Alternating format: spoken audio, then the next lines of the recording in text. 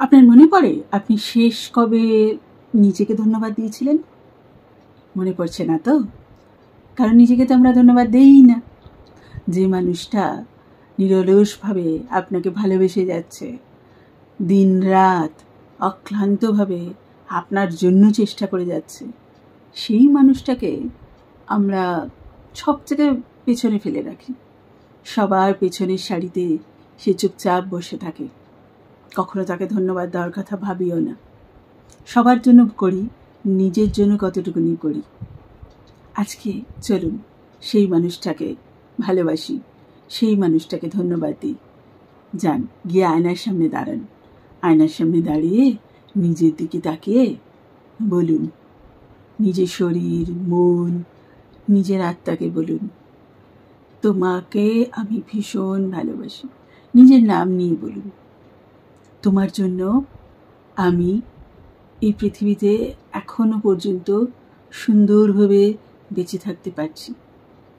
তোমার অক্লান্ত পরিশ্রম আর সব সময়ের এই সঙ্গী হয়ে থাকা আমাকে বাঁচতে সাহায্য করছে। তোমাকে ধন্যবাদ। নিজের নাম নিয়ে বলুন।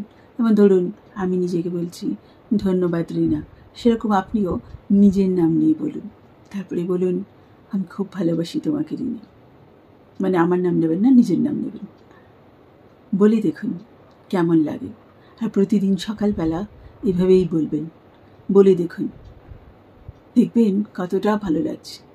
আর এভাবেই যদি চান যে প্রতিদিন একটু একটু করে নিজেদের মানসিক যে অবস্থার একটু একটু করে পরিবর্তন করে নিজেদের ভালো লাগাগুলোকে পাল্টে নিজেকে পরিবর্তন করব অনেক অনেক বেশিভাবে, যাতে ল অফ অ্যাট্রাকশনের সাহায্যে নিজের জীবনকে পরিবর্তন করতে পারি এবং নিজের জীবনে অনেক কিছুকে সহজে আকর্ষণ করতে পারি, তাহলে আমার daily transformation practice challenge join করতে পারেন।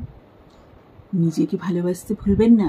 লিখে ফেলুন 5টি বাক্য নিজের জন্য, যা আপনাকে ভালো লাগে আপনার কাছ থেকে।